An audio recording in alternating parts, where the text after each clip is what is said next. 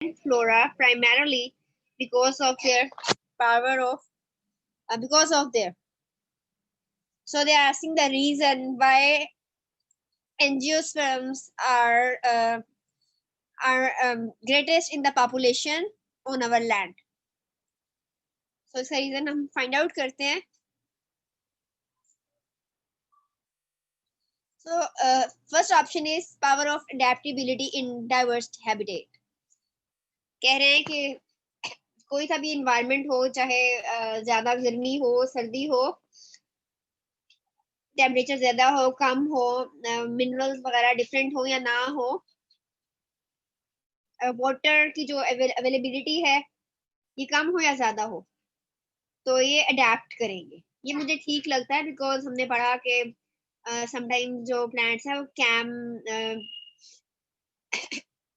they are of cam type and they have the stomata that open in the night. तो एक adaptability है dryer conditions को, जहाँ पे हॉट टेम्परेचर है उनको अडेप्ट करने के लिए, फॉर एग्जांपल.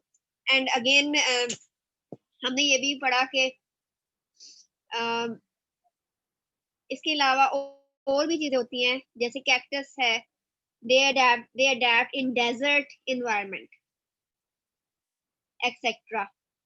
तो मुझे यही वाला इसमें से ठीक लगता है कि ये हर किस्म के एनवायरनमेंट में ये ठीक अडेप्ट हो जाते हैं एंजियोस्पर्म्स. अब आगे वाले ऑप्शंस देखते हैं, लेट्स सी कि वो क्या है और क्या उनमें से भी कुछ ठीक है या नहीं. Property of producing large number of seeds. Angiosperm जो है वो large number of seeds produce करते हैं, यस, लेकिन हर प्लांट, ज्यादातर प्लांट इतने ज्यादा भी सीड्स प्रोड्यूस नहीं करते. तो अगर सीड्स हैं और वो अडेप्ट नहीं कर सकते, तो जो प्लांट है वो स्मॉलर स्टेज में भी कोई भी स्ट्रेस हो जाएगी, इन्वायरमेंटल स्ट्रेस है, फॉर एग्जांपल अगर टेम्परेचर स्ट्रेस है और उसमें अडेप्टेशन की खासियत नहीं है, अडेप्टेबिलिटी नहीं है, तो ये सरवाइव नहीं कर पाएगा. तो सिर्फ सीड होना ज्यादा इतनी कोई बड़ी बात नहीं है. ये अगर इसमें कोई ऐसी प्रॉपर्टीज है जिसकी वजह से वो प्लांट अडेप्ट कर जाए इन्वायरमेंट में, तो इसकी वजह से हो सकता है. तो इसलिए बी को हम करेक्ट नहीं समझते. नेक्स्ट है नेचर ऑफ सेल्फ पॉलिनेशन. कह रहे हैं कि सेल्फ पॉलिनेशन से सक्सेस है इनकी फ्लोरा की, कि ये बहुत ज्यादा है. सेल्फ पॉलिनेशन भी एक हद तक है, ज्यादा नहीं, क्योंकि सेल्फ पॉलिनेशन से प्लांट्स के अंदर वेरिएशन नहीं प्रोड्यूस होती. They are just like their parents. लेकिन अगर वेरिएशन चाहिए, अडेप्टेबिलिटी चाहिए, तो self pollination is not necessary. Then is domestication by man. ये भी मुझे ठीक नहीं लग रहा. तो आंसर ए इज करेक्ट. इसकी एक्सप्लेनेशन मैंने पहले ही आपको बता दी है. Next is diversification in plant life appeared. कह रहे हैं कि प्लांट लाइफ में जो डाइवर्सिटी होती है किस तरह आती है, यानी कि मुख्तलिफ होना, डिफरेंट टाइप्स हैं, कैसे आती है, तो डाइवर्सिटी कैसे प्रोड्यूस हुई. तो इसमें मेरा ख्याल में सबसे पहले, मतलब जो भी थ्योरीज चली आ रही है, सबसे पहले जो है वो एलजी डेवलप हुआ. देन उसके बाद according to this theory that are developed by scientist, उसके बाद कुछ अडेप्टेशन हुई और मोसेस हुए. देन मोसेस के बाद लाइक ट्यूडोफाइट्स और वेस्लर बंडल डेवलपमेंट हुई, और उसके बाद जो है वो सीड्स की डेवलपमेंट हुई. तो सीड्स के बाद जो है वो enclose, the seeds were enclose in fruits, so angiosperms बने. ठीक है, पहले एलजी, फिर algae, mosses, then pteridophytes, then gymnosperm and then angiosperms. तो ये एवोल्यूशनरी प्रोसेस है according to my concept.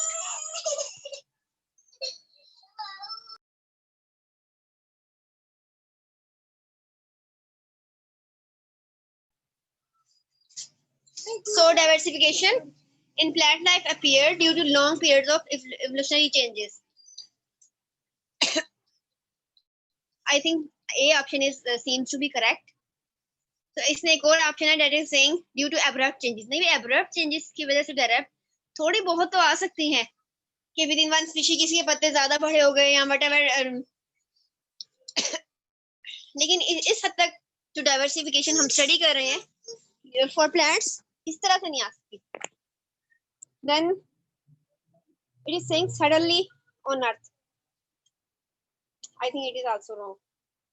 So next is by seed dispersal. तो सबके सीड्स भी नहीं होते ना, सब प्लांट्स जितनी भी डाइवर्सिटी प्रेजेंट है according to a concept algae को भी हम प्लांट्स में ही शामिल करते हैं. सो आई थिंक ये भी करेक्ट नहीं है. तो पहला वाला ऑप्शन मुझे ठीक लग रहा है.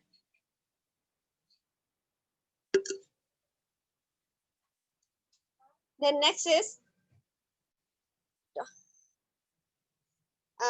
top shape multiciliate male gametes and mature seeds which bear only one embryo with two cotyledons are characteristic features of.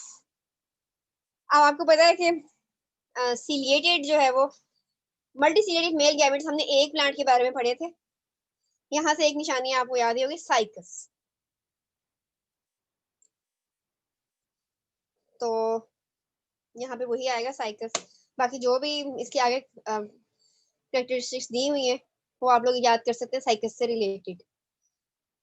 मुझे जो चीज एक कॉन्सेप्ट में थी मल्टीसिलिएट मेल गैमेट्स साइकस में होते हैं, तो इसके लिए आपको परेशान इतना ज्यादा होने की जरूरत नहीं. बाकी ऑप्शन भी हम देख सकते हैं. कॉनिफर्स लाइक एंजियोस्पर्म्स लाइक मुख्तलिफ दिए हुए, कंफ्यूजिंग है. अब देखिए एंजियोस्पर्म के तो दो दिए हुए हैं, अगर दो होते हैं तो अमूमन वो गलत ही होते हैं. साइकस हम करेक्ट, साइकेट्स हम सही करते हैं. Next, so option A was correct.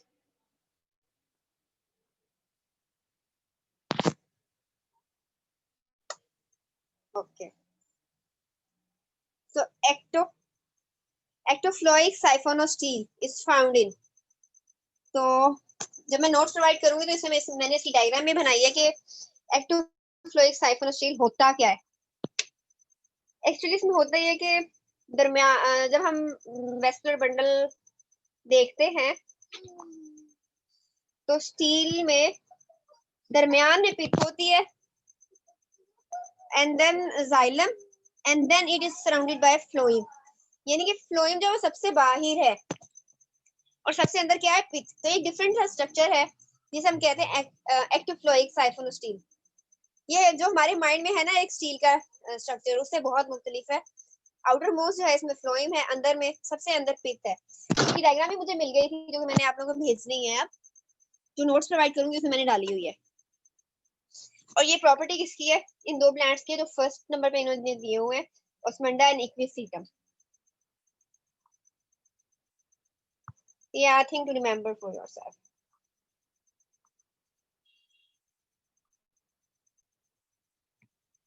Next is oxospore and hormogonia are formed respectively by. Okay, अगर अब मैं hormogonia की बात करूं तो hormogonia उसमें बनता है जिसमें नाइट्रोजन फिक्सेशन होती है. और नाइट्रोजन फिक्सेशन किसमें होती है, अगर मैंने आपको बहुत सारे एमसीक्यूज पढ़ाए हैं जिसमें हेटेरोसिस्ट बनता था. और हेटेरोसिस्ट किसमें बनता था, they are blue green algae या साइनोबैक्टीरिया में. ठीक है, तो हम देख लेते हैं कि साइनोबैक्टीरिया वाला कौन सा ऑप्शन है, हम उसे करेक्ट करेंगे. तो इसमें दो ऑप्शन है जिसमें, बल्कि सब में ही साइनोबैक्टीरिया है. तो बहुत सारे डाई एटम्स में ये एक प्रॉपर्टी है जो कि आपको याद भी रखनी पड़ेगी. ये होमोगोनिया किसमें बनता है, फ्यू साइनोबैक्टीरिया में और सेवरल डाई एटम्स में. Hormogonia is related to the plant that is involved in nitrogen fixation. ये मैंने आपको समझाने की कोशिश की है. तो साइनोबैक्टीरिया में तो ये लाजमी मतलब फ्यू साइनोबैक्टीरिया में है और सेवरल डाई एटम्स में है. I think to remember for yourself.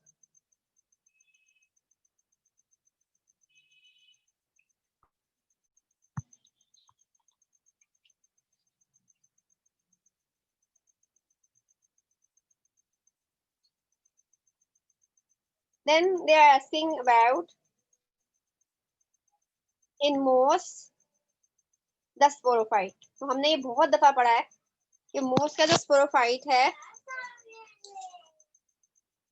it is parasitic on gametophyte, like according to my concept। और ये अब आपको भी पक्का होना चाहिए कि मोस का जो स्पोरोफाइट है it is parasitic, partly parasitic on its gametophyte। तो gametophyte जो है वो इसमें इंडिपेंडेंट होता है, एनोटोट्रोफिक भी होता है, और पैरासाइट जो है वो फूड के और जो स्पोरोफाइट है it depends on gametophyte for its food। हम देखते हैं कि किसने बताया है कि स्पोरोफाइट जो है वो पार्शियली पैरासाइटिक है गैमेटोफाइट पर। वही ऑप्शन हमारा ठीक होगा।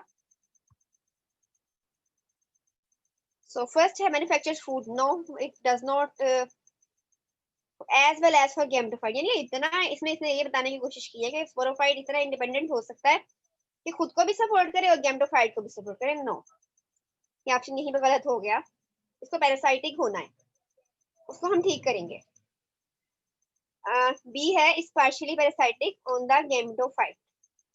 बी में वो ये कहता है कि ये पार्शियली पैरासाइटिक है गैमेटोफाइट पे। ये इट में भी करेक्ट, ये करेक्ट हो सकता है, देखते हैं। Then third one is produces gamete that give rise to gametophyte। now these arises from a spore। no, so B वाला जो है वो ठीक लग रहा है, इन्होंने इसमें यही बताया कि पार्शियली पैरासाइटिक है गैमेटोफाइट पे। तो answer B 473 is correct। then question number 74 is conifers differ from the grasses।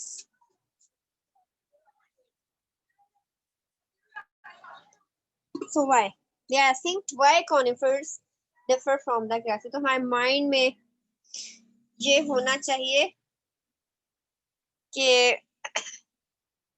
conifers are gymnosperms and grasses are angiosperms। so they differ in the endosperm formation of endosperm and in conifers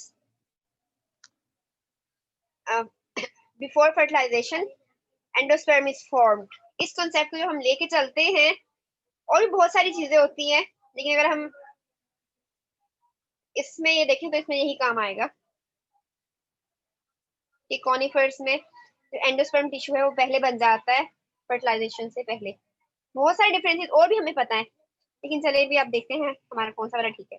formation of endosperm before fertilisation, so it might be correct. Then production of seeds from ovules. Ovules और seeds का ताल्लुक तो है, लेकिन seeds तो grasses में भी होते हैं। लैक ऑफ जाइलम नहीं भाई। Absence of pollen tubes, pollen tube भी बनती हैं, तो इसमें यही वाला ठीक है, endosperm is forming before fertilisation. Next is peat moss is used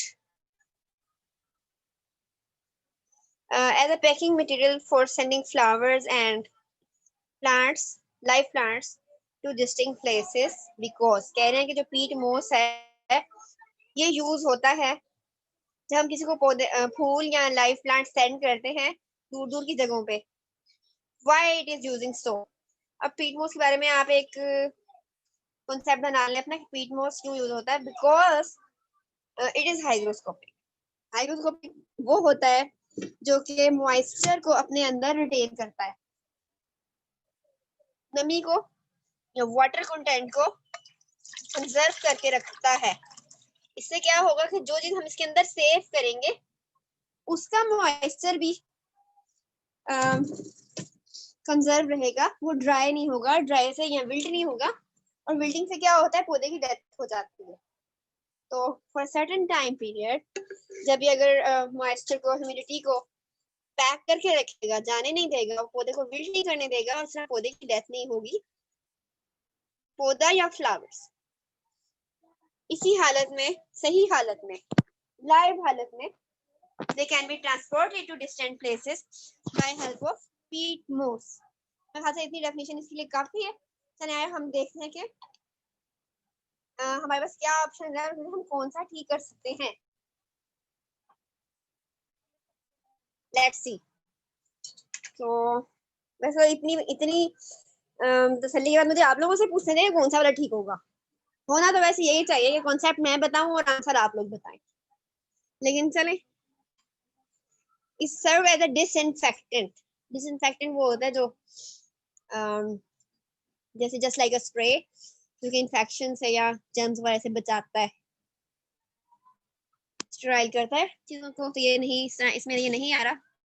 ये इसका काम है ह्यूमिडिटी को मेंटेन करना।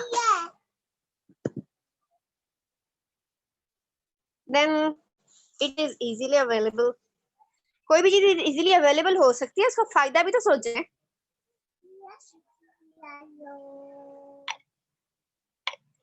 Then next is it is hygroscopic। यहाँ पे ये फिट आ रहा है बिकॉज मैं आपको पहले ही बता दें कि पीट मॉस इसलिए यूज होता है बिकॉज इट इज हाइग्रोस्कोपिक। और हाइग्रोस्कोपिक मैंने आपको बता दिया कि ये क्या होता है। इट मेंटेन्स वेट एनवायरनमेंट और it maintain moisture in the plant that is stored inside it। Next वाला है it reduces transpiration। तो ये अगर बिल्कुल हम कंफ्यूज हैं और हमें ऐसा कॉन्सेप्ट नहीं आता तो हम इसको भी ठीक कर सकते हैं, लेकिन एक्चुअल में ये सही नहीं है। It is hygroscopic in nature. Answer C is correct for 75। Let's come to next one.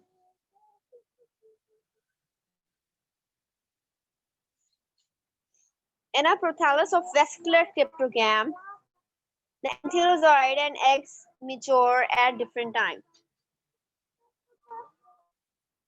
क्या बोल रहा है कि एक प्लांट है, इसमें जो है वो एंथेरोजॉइड एंड एग्स जो है दे आर डेवलपमेंट हो रही है, they are development but there are different of developing time period. हम ये कह सकते हैं हो सकता है पहले एग मैच्योर हो रहा है और बाद में एंथेरोजॉइड्स ये मैच्योर हो रही है। तो इससे क्या होगा, अगर दोनों हम देखते हैं कि अगर दोनों एक साथ डेवलप हो जाए तो क्या होगा, क्या चीज बढ़ जाती है। तो इससे ये होता है कि सेल्फ पॉलिनेशन। अगर दोनों एक ही टाइम पे डेवलप होते तो सेल्फ पॉलिनेशन का चांस बढ़ जाता था। तो अभी इन्होंने इसे उलट बात की है कि they are not developing at the same time, so it's mean they will prevent self pollination. ये कॉन्सेप्ट को साथ लेके चलते हुए हम देखते हैं कि हमारे पास कौन कौन से ऑप्शंस मौजूद हैं। There is high degree of sterility. No, sterile नहीं है ये। One can conclude that plant is apomictic। No। Next is there is no change in success rate of fertilization। नहीं, success rate तभी होती है ना जब दोनों किस्म की फर्टिलाइजेशन सेल्फ भी और क्रॉस भी हो रही हो। तो number C is seems to correct कि सेल्फ फर्टिलाइजेशन नहीं होगी जब दोनों जो उनसे मेल और फीमेल गैमेट्स हैं they are not developed at the same time। Let's go to the next one।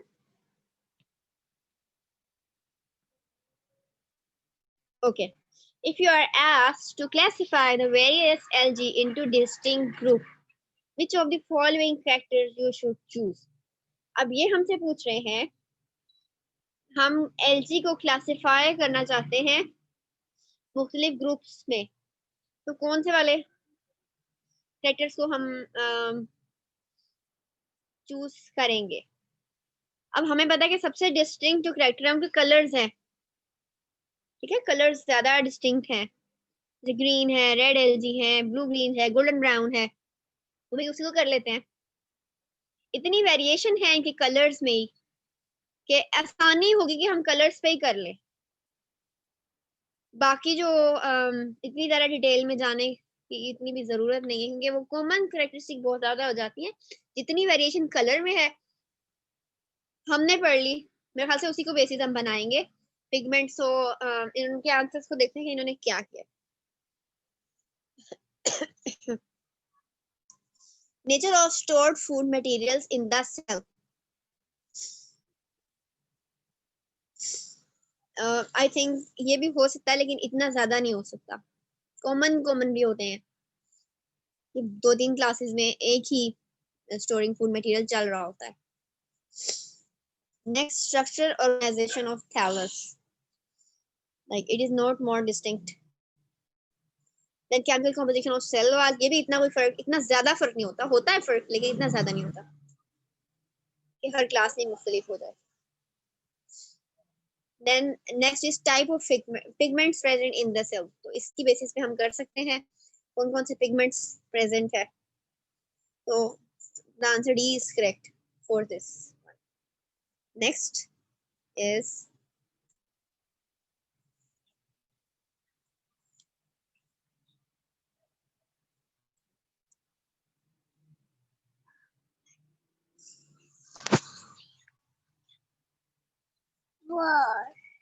next is flagellated male gametes are present in the uh, in the three of which one of the following sets. अब कह रहे हैं कि flagellated जो gametes है वो किस में है, कौन से थ्री में है। अब देखिए, हमें इतना ज्यादा, मुझे तो भी इतना ज्यादा याद नहीं रहता, लेकिन मैंने अभी अभी एक प्लांट का नाम लिया था जो कि जिसमें फ्लैजिलेटेड गैमेट्स थे और अच्छे खासे हायर प्लांट्स थे। तो मेरे ख्याल से उसी वही सेट ढूंढते हैं जिसमें साइकस का नाम आता है, और वो है साइकस। फ्लैजिलेटेड, ये सिलिएटेड, मल्टीसिलिएटेड मेल गैमेट्स उसमें होते, साइकस में होते हैं। तो हम देखें साइकस वाला कौन सा सेट है, उसी को हम टिक करेंगे। आंसर सी में मुझे लग रहा है साइकस प्रेजेंट है, so answer C is correct.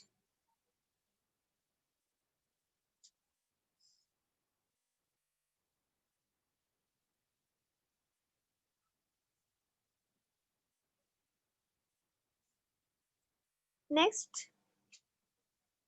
spore dissemination in some liverworts is aided by.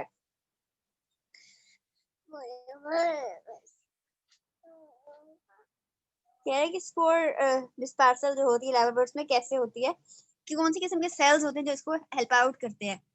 तो मैं आपको इसमें वैसे ही बता दूं कि एक खास किस्म के सेल्स होते हैं लाइवरवर्ट्स में जिनको हम कहते हैं इलेटर्स। इलेटर्स क्या है कि they have the hygroscopic characteristic, जैसे कि मैंने अभी आपको पीट मॉस के लिए एक्सप्लेन किया कि इलेटर्स की भी वो ही कैरेक्टरिस्टिक्स होती है, हाइग्रोस्कोपिक इन नेचर। सो एक तरह का फंक्शन ये होगा कि they are hygroscopic in nature, और उनकी जो शेप है it will change according to the moisture. Then sporophyte में, लिवरवर्ट्स में क्या होता है कि स्पोरोफाइट में स्पोर्स के साथ साथ इलेटर्स भी होते हैं। लिवरवर्ट्स की एक प्रॉपर्टी आप समझ जाएं कि they have इलेटर्स alongside the spores in the sporophyte, so they help in the dispersal of spore dispersal or spore dissemination in some liverworts। ठीक है, liverworts में कौन से सेल होते हैं, इलेटर्स। और इसी को देखते हुए हम देख रहे हैं कि option D is correct, in which they are specifying that elater is the cell, so we will choose the answer D, that is elater।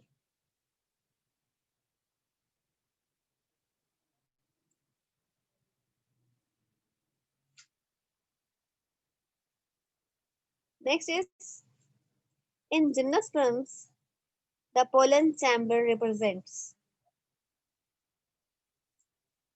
so in let's see what are the options and what we have to select.